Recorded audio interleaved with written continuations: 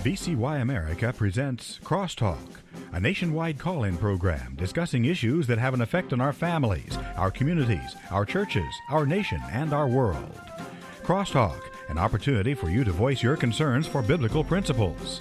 And now live by satellite and around the world on the internet at vcyamerica.org. Here is today's Crosstalk. And friends, thank you for joining us on Crosstalk. We're going to be discussing the latest developments in Israel and this peace plan with Hamas here in just a moment. But yesterday on Crosstalk, we had an interview with a missionary in Central Asia regarding the open doors of opportunity that are presently there for the gospel to go forward. Our guest had to use a pseudonym yesterday, not only to protect his identity, but also his ministry and his many contacts that he has in countries like Turkmenistan, Afghanistan, Iran, and Tajikistan. We mentioned over the course of this next 30 days that we're receiving financial gifts from our Crosstalk listeners to assist in this work. We have pledged 100% of these contributions are going to this Central Asian ministry. And I'm delighted to report as of noontime today that just over $5,000 has been committed so far. It would be great if we could send a minimum of $10,000 to support this work. And to contribute, just call our switchboard at 800-729-9829 or send a check to Crosstalk, attention, Central Asia Ministry. Make sure your gift is earmarked in the memo portion, Central Asia Ministry, as you send it to Crosstalk, 3434 West Kilbourne Avenue, Milwaukee, Wisconsin, 53208. Just wanted to give you that report today. Lord willing, we'll have another report tomorrow, but just please, friends, do not detract from your local church giving. Do not detract from your giving to the local Christian radio station that brings you Crosstalk. This should be above and beyond, and we know that the Lord will bless that. Well, yesterday the news broke. Hamas had agreed to the first phase of a peace deal that would free the remaining hostages and Israel troops would withdraw from Gaza. President Trump was actually involved in a roundtable about Antifa in the White House when Secretary of State Marco Rubio handed the president a note, whispered in his ear concerning developments. President Trump said, "I was just given a note by the Secretary of State saying that we're very close to a deal in the Middle East and that they're going to need me pretty quickly, so I will take a couple more questions." He then hurried out of that meeting with the Secretary of State. This matter of a peace deal comes now 2 years after the barbaric attack launched on Israel by Hamas. And in turn, Israel is going to have to give back hostages. Israel is being required to release some 250 terrorist Palestinian prisoners who are serving life sentences, along with some 17 others who were arrested after this massacre of October 7th. The Prime Minister of Israel calling this an historic achievement. Joining us today to discuss the new developments, we welcome Dr. Jimmy DeYoung Jr. He's a speaker, teacher, Mideast guide, videographer, and speaker on Prophecy Today. He did live and work in Jerusalem for many years before he returned to the States for continued ministry. He is a fully credentialed journalist, has led numerous trips to Israel, and one of the speakers on Prophecy Today. Dr. DeYoung, thank you for joining us. Hey, Haksud Jim. This is the time during the Feast of Tabernacles, a very joyous time in Israel just because of that, but additionally, historical moments are taking place in Israel as we speak. Indeed. And Dr. DeYoung, there's a lot that's unfolded in the last 24 hours. If you would just give us your analysis of what has unfolded. Wow. Well, when you look at it, it is very historic. What I would say, there's a lot that we don't know. So it's not, sometimes we talk about the things of what we don't know. I know what we don't know, but there are other items that we are trying to process almost moment by moment. In fact, I'm watching the Israeli clock in Jerusalem right now, waiting for the cabinet to come out. I've seen many reports of cabinet ministers that have talked about where they stand and the possibility of dismantling the government if this goes through. So, amongst the joyous reports and euphoric atmosphere in Israel, you also have others that are waiting for the other foot to drop. That it's not going to go through. I think the one thing that we are all keeping our eyes on, and this is, I told a group this morning, I said, listen, I said, once I see President Trump get on the plane to fly to Israel, we'll know that everything is going to take place. So I think that is the key for all of us. Once we know that he is flying to Jerusalem to speak to the Knesset, and he's even said he would fly to Egypt, if need be, to make sure that hostages are released. And so there's a lot that has to happen between now and Monday and Tuesday. I've even heard that the hostages could be released even earlier than that. But there are members of the cabinet that are disagreeing. There are some that, are, just like you said, the release of 250 prisoners, and it's even more than the 250. Some of these are, prisoners that are a part of the terrorist network that many are saying that all we're doing is allowing Hamas to rebuild, and in 10 years down the road, we're going to have to go through this same process again. I find that very interesting because we understand that there are, those who are saying this. Israel National News reported that the brother-in-law of the prime minister, Dr. Haggai Ben Artzi, he's giving criticism against this plan, and he is warning. He said this agreement is signing approval for the next massacre with our own hands. Yes, and he came out and said that, and then you also have Hamas leader Khalil al-Halaya says he guarantees, that he's talking about the guarantees from America that will end the war.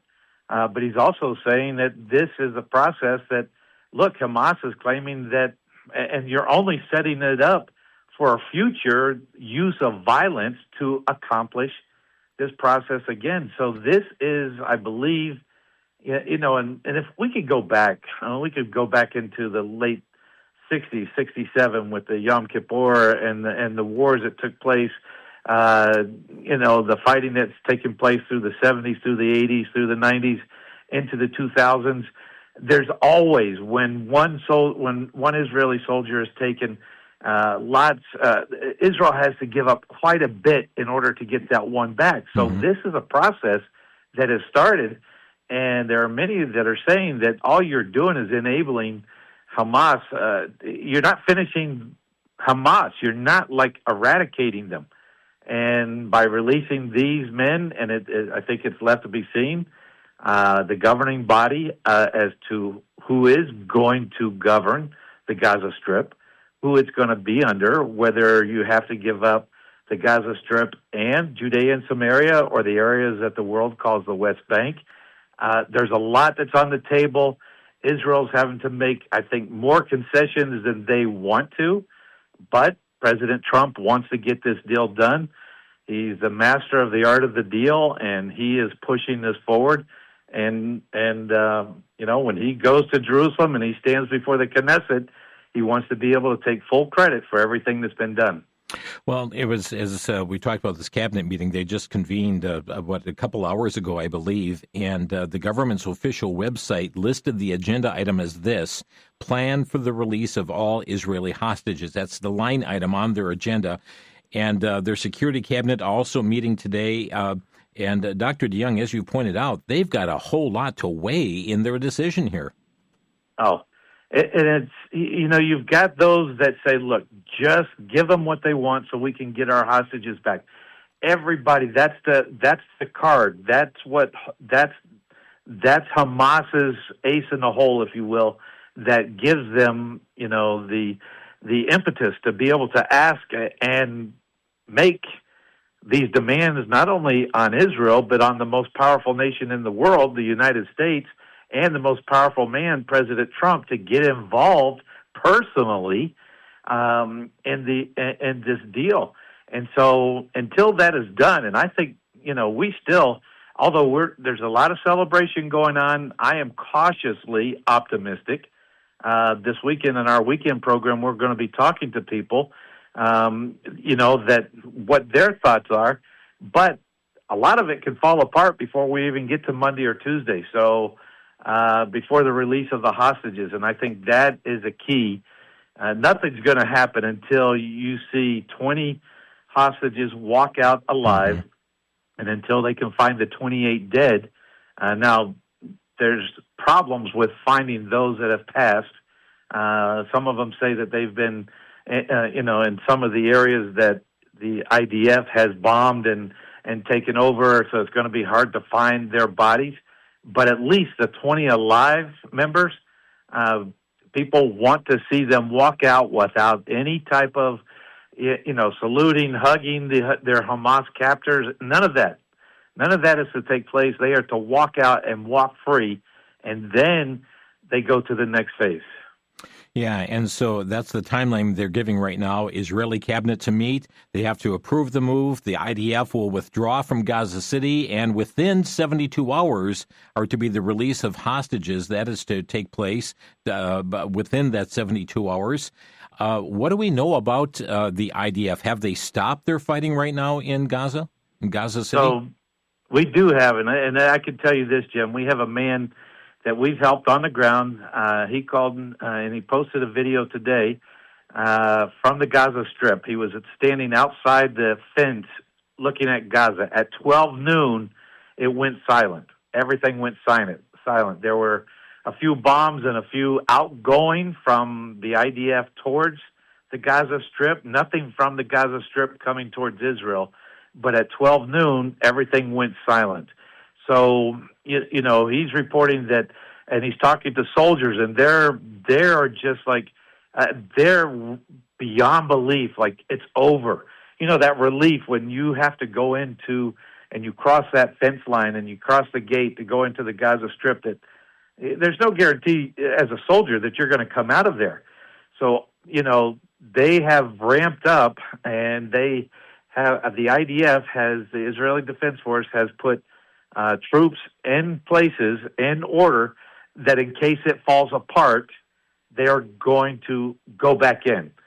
But as of 12 noon today, Israel time, everything stopped.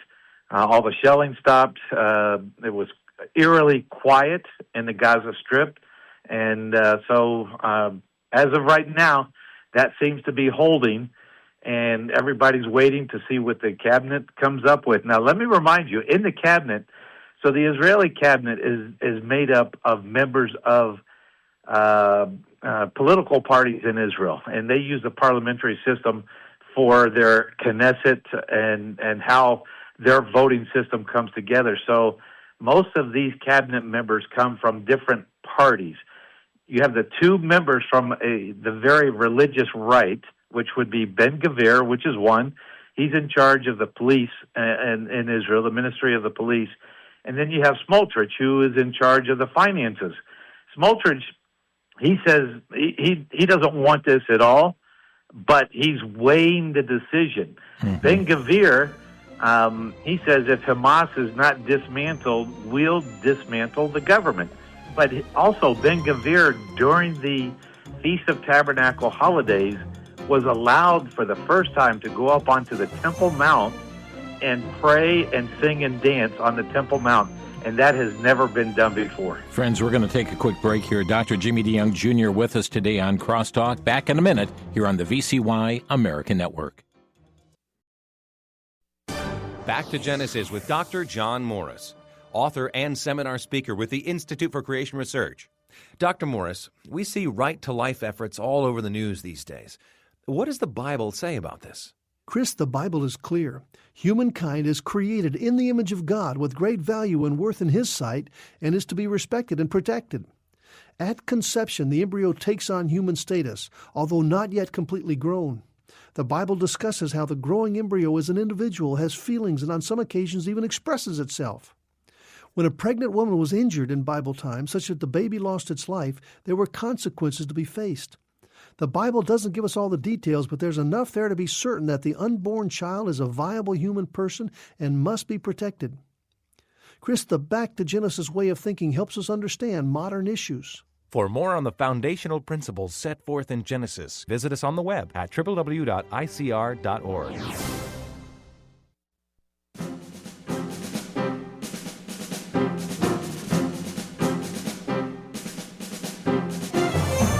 This is Crosstalk on VCY America. Dr. Jimmy DeYoung Jr. with us today on the broadcast. Their website, prophecytoday.com. prophecytoday.com. You'll find lots of information there and keeping you up on news coming out from the Middle East as well. prophecytoday.com. You can listen to their recordings that they make and available here each and every week. So, Dr. DeYoung, you were talking about the makeup of the cabinet. You mentioned Smotrich and Ben-Gvir. It really is a diverse body of people representing the various political factions in Israel. But right now, we know was it Likud and their associates have the majority on the cabinet. But this decision that comes forth could totally break it apart. Yes. And you've got, just like any, proper, when you have the representation of the voting public of Israel as they vote, and you bring members into the cabinet, everybody gets a piece. And the way that you form a coalition government is that you make partners, and you have these partners that come across, and you promise them, yes, you get this. One of your people will be the cabinet minister for housing, and one of them. So you have a gamut that runs in the prime minister's cabinet. So you have people that are from liberal to center to religious right. And sometimes the religious right have much more power than all the others put together because, and they're in the parliamentary system, all it takes is for one or two parties to pull out of the government, and the government has to call for new elections. So in the midst of all of this going on and all the events that are taking place and the holidays and people rejoicing and celebrating Sukkot or the Feast of Tabernacles, you've got the politics are still being played, and you've got the President of the United States intervening and trying to get involved and wanting to more or less take that glory run, that victory speech, and say, look what we got accomplished, and rightly so. I mean, Israel is America's best friend in the Middle East, no doubt about that at all. So when you're looking at this and you've got other members of the government past that are looking. In fact, my brother and I were talking just before we went on the air that even though this victory could be done and you could get to a point where, everybody agrees and the hostages come out and Hamas is allowed to leave the country or they're allowed to keep their weapons or however this plays out. There are a lot of, in those 21 points that the president put together, when you're looking at that, you see how much could fall apart, but at the same time, how is it all going to play out? And at the end of that, there's even talk of the prime minister wanting to, be removed from office, even though he's the one that's kind of orchestrated all of this. Oh, wow. Speaking of the prime minister, his office has given a name to this operation. They're calling it Operation Returning to Their Borders, and it's based upon Jeremiah 31:16. And here's what that verse says. Thus saith the Lord, refrain thy voice from weeping and thine eyes from tears, for thy work shall be rewarded, saith the Lord, and they shall come again from the land of the enemy. Interesting verse there that he has chosen, Brother Jimmy, returning to their borders. Yes. Well, when you look at the borders of Israel, in the scriptures, there are 35 different passages pertaining to the borders of Israel, which run all the way from the Euphrates in Iraq to the Nile River in Egypt, I believe, as far north as Lebanon, as far south as 3/4 of Saudi Arabia. That's the borders that in the scriptures are promised to the Jewish people forever. Today, they only have 1/10 of that's been promised to them, and we see the fulfillment of that in Bible prophecy in the future. They're not going to get to that today, and that's what most Muslim leaders are saying. The problem with the Jews is that they believe the Bible, and when you're surrounded by 220 million Arab Muslims that want nothing more than to wipe you off the face of the earth, these Muslims take this very serious. So for Prime Minister Netanyahu, for every inch that they gain, you can imagine how much blood has been spilled through the years since 1948 to expand the borders of Israel, to take back and get, and to annex the Judea and Samaria, the biblical lands of the Bible that was given to the Jews, which today they call the West Bank. So you have plenty of people, Israelis, that live in Judea and Samaria. Do they want to give the Gaza Strip? And this is a question that's up for debate, and how it's going to play out, which is a sticking point for a lot. Do they want to put the Gaza Strip back under any Palestinian or Arab leader to run that and allow that to be the second state? Because how can you allow a state that has put in their charter to wipe you off the face of the earth? How can you allow them to again go right back into the place where it all started on October 7th, 2 years ago? Let's talk even about this two-state solution. And I'm looking at some response that has come in from various world leaders. But here is the UN Secretary General Antonio Guterres. He said, "I urge all stakeholders to seize this momentous opportunity to establish a credible political path forward toward ending the occupation, recognizing the right to self-determination of the Palestinian people, and achieving a two-state solution that enables Israelis and Palestinians to live in peace and security." I believe it's some of the other world leaders, too, keep talking about here's a chance for the two-state solution. But what I'm hearing from you, that's not going to work. These people want to kill Israel, wipe her off the earth. That's right. When you go back in history, Jim, Israel has tried to establish. The Arabs, Muslim Arabs, those that are making these decisions, and I would have to say Iran has a big part in this, and any Muslim, they don't want, Hamas in their charter had said that, their goal was to wipe Israel off the face of the earth, to remove them, to push them into the sea. But if you go back in history, Israel has been the one that has always wanted to be a partner with the Palestinians. And every time it would get close, something would spring up to prevent that from happening. The Palestinians don't want, now, and we've got to make a distinction here. You've got Palestinian Arabs that live there. Palestinians, that word was brought back into being by Yasser Arafat. It's a political term, and it was given to a group of people. Before that, you could even call Israelis Palestinians because they live in the land of Palestine. But that's a name that's been given to the Arabs that lived in Jerusalem before the 1967 war. And, when they were all pushed back, this is when Yasser Arafat came on the scene. He fought for the plight of the Palestinian people. He was their champion.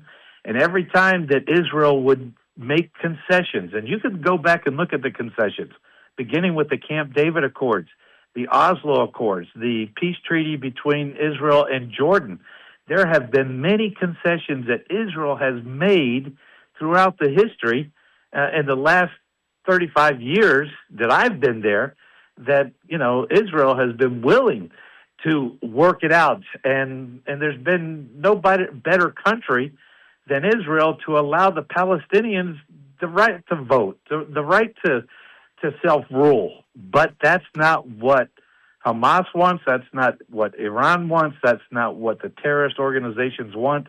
They want Israel to cease and desist, or something like that. But they don't want them on the ground. They don't want them in that land anymore. They want to push. And I believe that this is part of a bigger.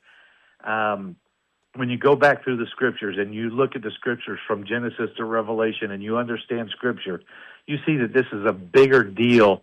That this is a part of Satan's plan to wipe out the Jewish people, to defeat God. And I think that's what we're seeing. Dr. Jimmy DeYoung Jr. with us today here on Crosstalk. I saw a statement from the Israeli General Amir Avivi, who said this. He said, Israel will retain freedom of operation everywhere in Gaza to foil any terror attack. He said, the war is not over. The mission of Israel to demilitarize Gaza is just beginning now. these Israeli forces, they agreed to withdraw to a line, I understand, through this agreement. Both Israel and Hamas understanding coming to this certain line. We understand it's about 27% of the land currently under Israeli control. Yeah, so when you're looking at part of the peace plan that Trump put together, President Trump put together, part of that was for Hamas to lay down their line, their weapons, to allow them to leave. You know, when you end a war, this is how you end wars, right? I mean, this is when you go back through history. You look at World War I, you look at World War II, you look at the different wars. They lay down their weapons, and you allow, no matter what atrocities that these Hamas terrorists have committed, they are allowed to leave, and they're protected to leave the country. But if you're going to leave them in that area, if you're going to allow them to keep their weapons, the Israeli Defense Force, every general from the top general all the way down says that cannot happen, because we are going to repeat October 7th again, whether it be 5 years, 10 years, or even sooner than that. But so when you look at the rebuilding process, I mean, Hamas, if you knew Hamas, the Gaza Strip, if you knew the Gaza Strip before this all took place, it was a city that was building. These people, it was a pretty city. It was going, and certainly Hamas has used this as the backdrop for fighting a war against Israel. So Israel says, look, even though we want the hostages freed, even though we want the war to end, we're tired of losing our sons and daughters in a senseless battle against terrorists that use other people as human shields, specifically the Palestinians that live in the Gaza Strip. By the way, 1 million Palestinians have left the Gaza Strip. They were allowed through a corridor to leave. No longer do they want to be a part or be under any rule of Hamas or any other organization that wants to see their destruction. Where did they go? They want to live under Israel, but that's left to be seen as to whether that's going to take place. Yeah, where did they go? This million people that left Gaza. Well, they're giving safe journey. Israel's been a part of sending them and allowing them to go to Egypt, or allowing them to go to other countries, or giving them passports. Really, I mean, Jordan is the Palestinian state. That's where most of these Palestinians should go, and Jordan has been involved in this. I think this, again, is why President Trump wants to go to Egypt to appeal to the Egyptian government, to al-Sisi, to say, look, hey, let's all work together here. Let's give these people a chance to live, and let us go back into the Gaza Strip and take over and rebuild it. But who's going to run it in the future? Is it going to be under the municipalities? Is it going to be under the Israeli government? And in the past, that hasn't worked. Bethlehem used to be that way. Jericho used to be that way. Ramallah used to be that way. The Oslo Accords, Israel was told to pull out. And so, how long will this last?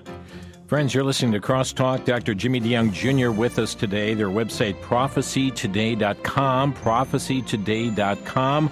We've got a few more points of discussion we want to get out through the interview. Then we'll be opening phone lines, so stay with us. Back in a minute here on Crosstalk. Year after year, generation after generation, we Americans enjoy the right and opportunity to let our voices be heard through the election of our governing officials. America's republic stands alone among nations. Our founders pledged their life, their fortune, and their sacred honor in the establishment of this nation. Our founding documents have guided this nation and are the substance by which today's laws are judged. Do you own a copy of the Constitution? We expect our leaders and judges to follow it, but do we even know what it says? In a handy pocket-sized edition, VCY is making available a booklet containing the U.S. Constitution, all 27 amendments, and the Declaration of Independence. One copy is available for a donation of just $3, 5 copies for $12, or 10 copies for $20 to VCY America. Call 1-800-729-9829.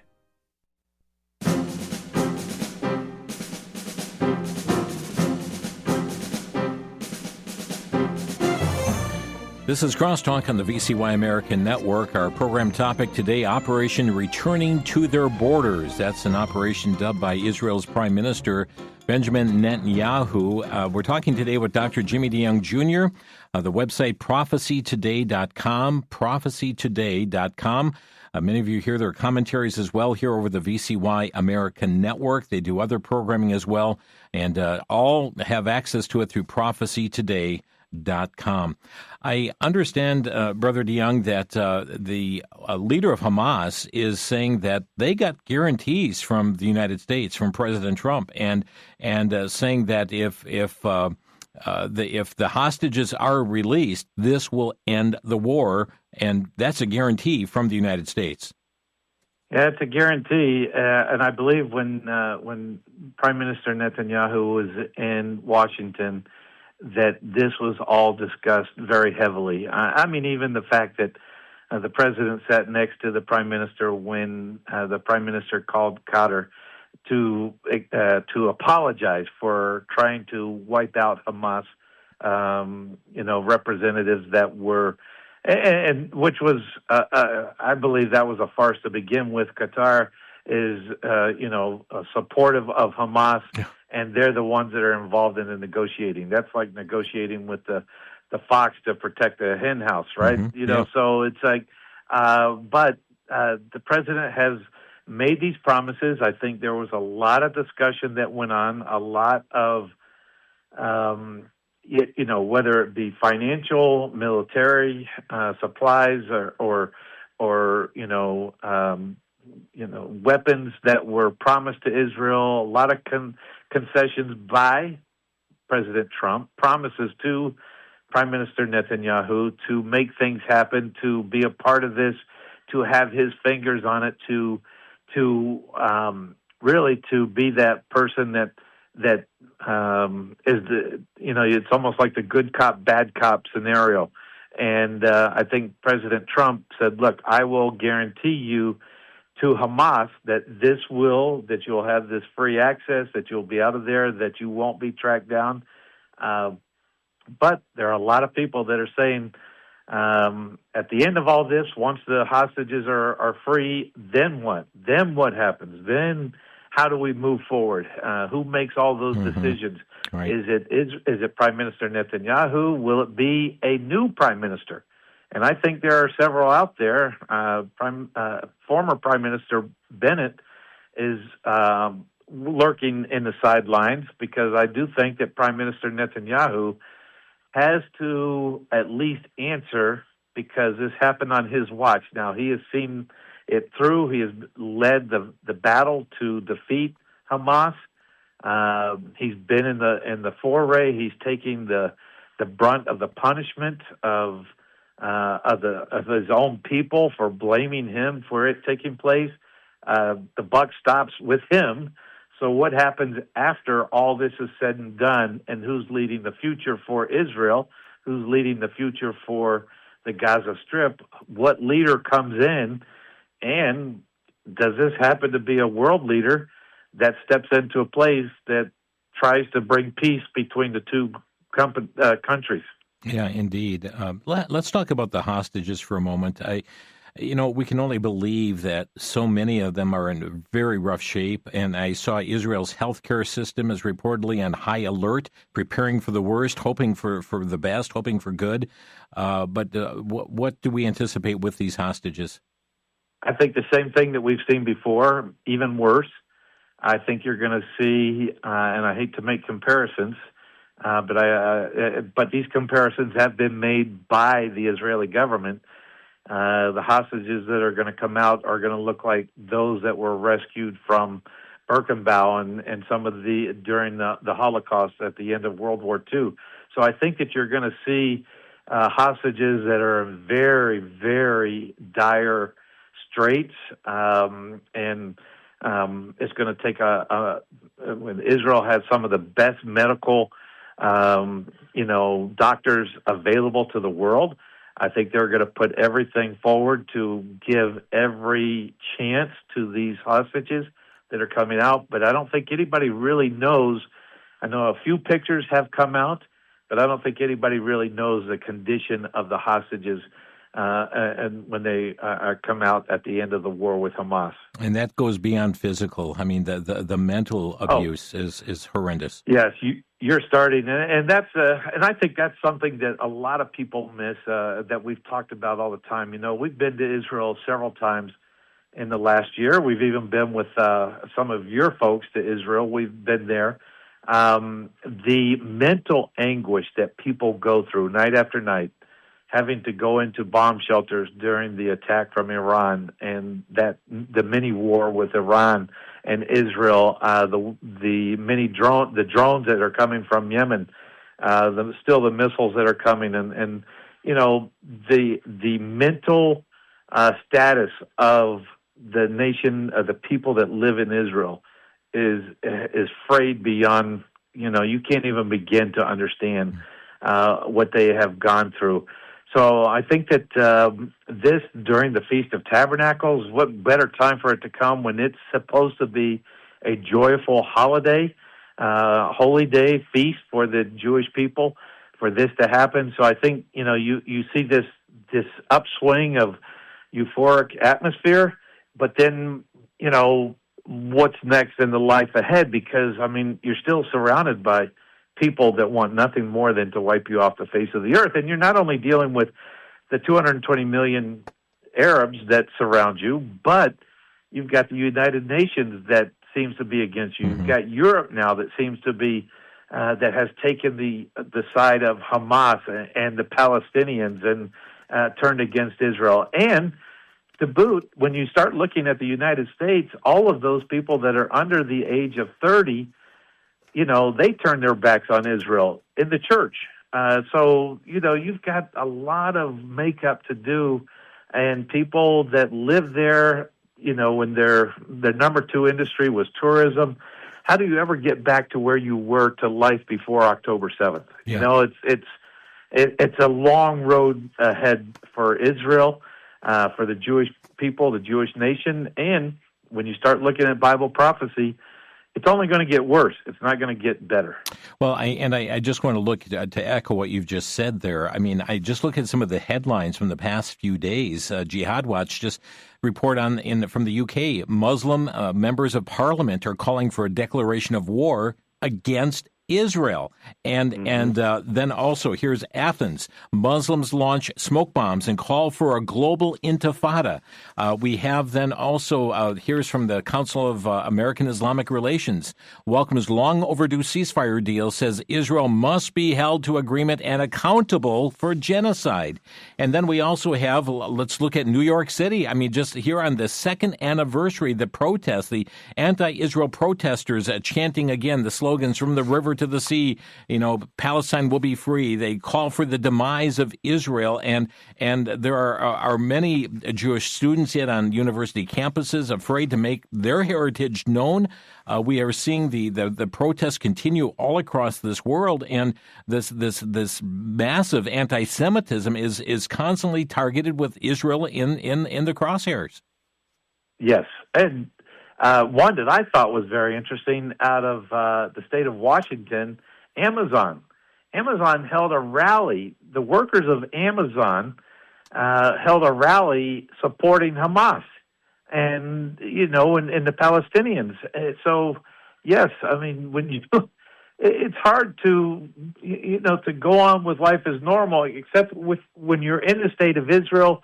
Most people, they just go about their days. But if you start reading the press, the world press, yeah, it can be very disheartening when you start thinking that, man, everybody hates us. And the only friends that they do have are believers, the body of Christ, the church. They're the ones that are supporting Israel beyond belief, and they welcome that. They, you know, the Israeli government, the president, Chaim Herzog, the different Prime Minister Netanyahu, they all know who the Friends of Israel are. And that, I think that is something that, you know, in the future, again, this is still going to be something, and they know that. Israel, you know, most Jews know that from the very beginning, that their life is one for survival from the very beginning, more so than any other country in the world. You know, what you've said has just prompted two additional questions here. And I think it's important that people realize that if this multi-point plan goes through that President Trump has drafted and sides, if Israel does agree to this and Hamas and everything comes together, this does not mean that the war against Israel and the Jewish people is going to end, does it? It does not at all.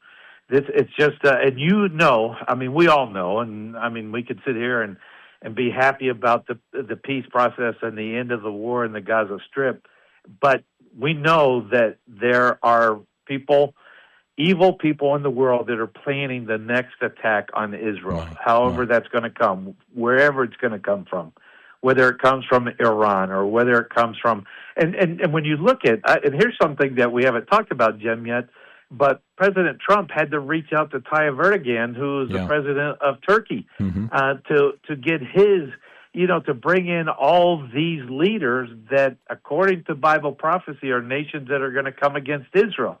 So at some point, is there true peace in Syria, even though you have a former ISIS,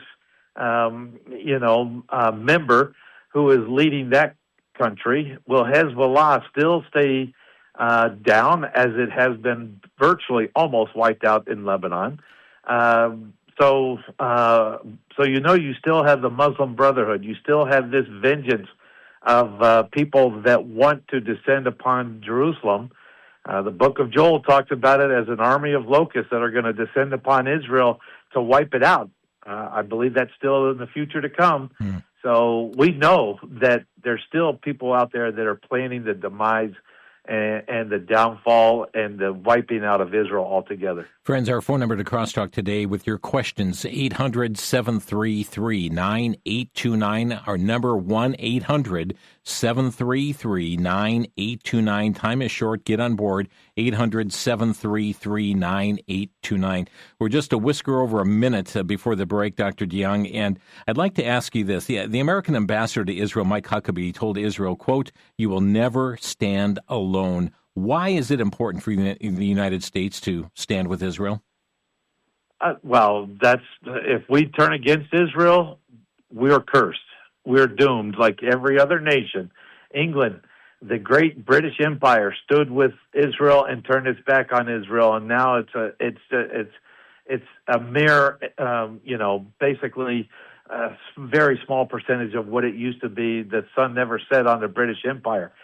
If America turns its back on Israel, we will be making that same mistake. We'll see the downfall of America as we have known it since its existence back in 1776. Wow. Friends, we're going to take a quick break, and we'll come back to your phone questions or brief comments. Our number, 800-733-9829, 1-800-733-9829. With us today, Dr. Jimmy DeYoung Jr., website prophecytoday.com. That's prophecytoday.com. We will be back in just 1 minute, taking your calls here on Crosstalk, 800-733-9829. We'll be right back.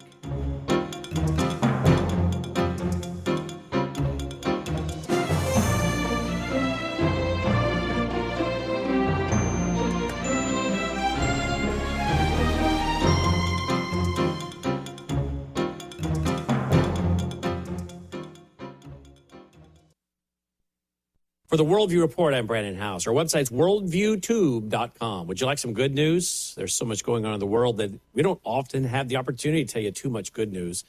But here is some. Recently, I had Mark Mitchell, the lead pollster at Rasmussen, at our National Worldview Weekend. Guess what, folks? 18 to 29-year-olds, they're looking for spiritual answers after the murder of Charlie Kirk. They're buying Bibles. They're returning to church. They're searching out Christian radio. Did you know that our numbers for our network spiked after the murder of Charlie Kirk, and they're still as high as they were? We've gained a whole new audience. Many of them are young people. So here's my challenge to you with the good news. Take what's common to the culture, turn it into a pulpit. Use this opportunity now, like never before, to talk particularly to 18 to 29-year-olds that are ready and wanting to hear the truth from someone. Share the gospel with them.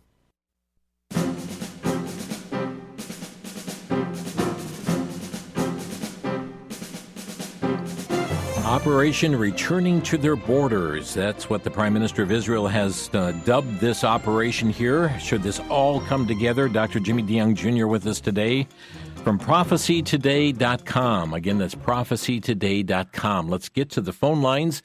We have Randy who is calling in. Hi, Randy. You're on the air. Yeah. Hi, guys. Great program. Yeah, if I'm understanding it correctly, this 20-point plan,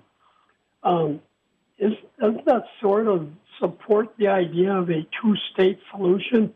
And if that's the case, where does that put the U.S. as far as God's promise to Abraham? Those who bless you, I will bless. Those who curse, I will curse.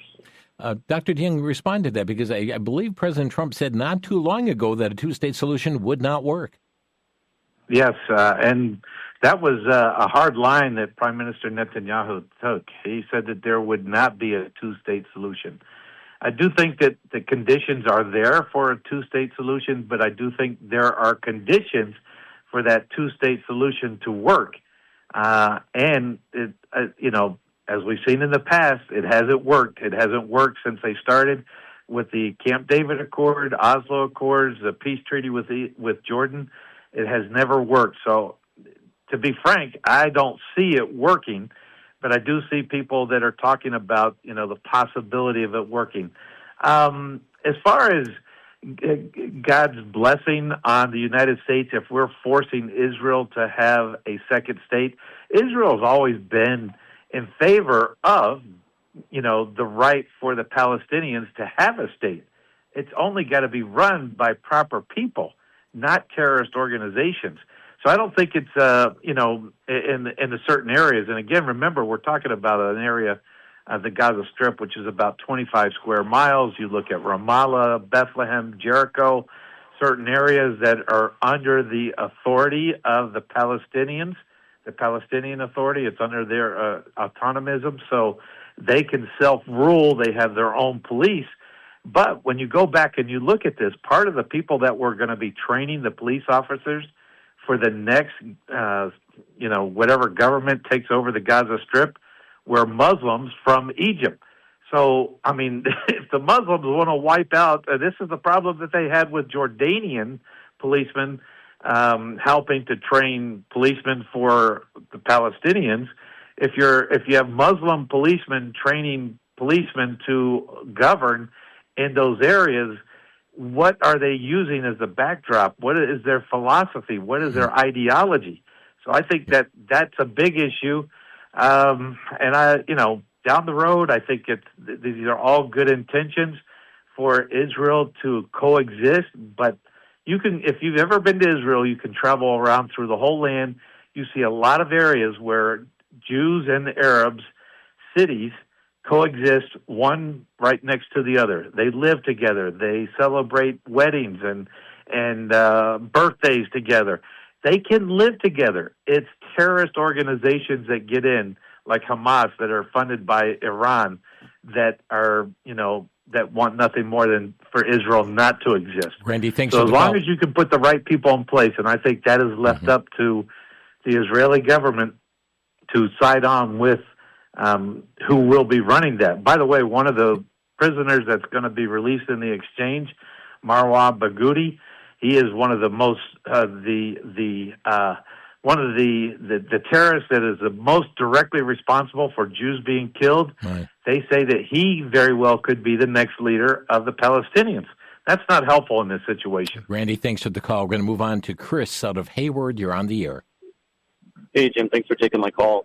Really quickly, I just wanted to say I think Israel needs to really reconsider when the dust settles from all this. If it ever does, they need to reconsider. I think they need to have Jewish settlements in the Gaza Strip as well as Judea and Samaria. And I think all the bad actors and that all the ones that want to murder Jews need to be pushed out of that land. There's a Jewish woman, Daniela Weiss. She's the head of a movement over there, and I more recently found out about her, but she's really pushing to get the Arabs out of the entire land of Israel and have Jewish settlements there. And I totally agree with her. I also agree with Smotrich and Gavir. And Arabs, not all the bad ones, need to go. And that's my comment. Thanks, guys. Thank you, Chris. Let me just go ahead. A brief comment there, Jimmy. Jim, I would say the same thing. Ariel Sharon remove those settlements that were in the Gaza Strip. It was a concession to provide peace and to try to get a two-state solution and to make a concession to the Muslims or to the Palestinians, and that didn't work. So I agree with his statement. Let the settlers go back in there, settle that area, even let it be run under the autonomy of the Israeli government. We're going to squeeze one last call in. Paul in Cameron, you're on the air. Yes, my question for Dr. DeYoung is that do you feel the Hezbollah will soon be pushed out of Lebanon? Okay, thank you, Wow. Paul. Thanks, Paul, for that question. And if I knew that answer, I would be the son of a prophet. But I do think, look, all these, if it's not Hezbollah, it will be another organization that Iran supports that will come into being. I don't think we've seen the last of the Hezbollah. Certainly Lebanon deserves the right to self-rule itself and push the Islamic factor out. That's very hard to do because Islam wants to reestablish the caliphate, which runs all the way from the Middle East all the way to Europe. And they want to take over the whole world with Sharia law. Mm-hmm. And that's what Islam means, submission. They want to make everybody submit. So I don't think that we've seen the last of Hezbollah. I don't. A statement that came from Troy Miller, President and CEO of National Religious Broadcasters. In part, he said this: "We call upon the entire church across the United States and around the world to stand in steadfast prayer that the ceasefire holds, that all hostages are safely returned, that further phases of the agreement are honored, and that this agreement will open the door to enduring peace, justice, and security for both Israel and her neighbors." Brother DeYoung, we need to be praying regarding this matter.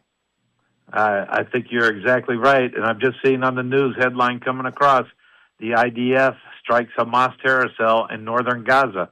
So we haven't seen the end of the ceasefire yet. The war's not over. So it's still left to be seen what goes on in the days ahead. Dr. DeYoung, thank you so much for carving out the time to join us here on Crosstalk today. Thank you, Jim. Dr. Jimmy DeYoung Jr. with us today on the program. Friends, check out their site, prophecytoday.com, prophecytoday.com. And again, we encourage you, friends, keep this matter in prayer. Critical issues that are being weighed right now, even within the cabinet of Israel and in countries around the world. God bless you, friends. Thanks for joining us today on Crosstalk. You've been listening to Crosstalk via satellite and the internet from VCY America. Views expressed may or may not be those of this station. For a CD of today's program, send a donation of $6 or more to VCY Tape Ministry, 3434 West Kilbourne Avenue, Milwaukee, Wisconsin, 53208, or download by RSS or podcast from crosstalkamerica.com. And join us again for Crosstalk.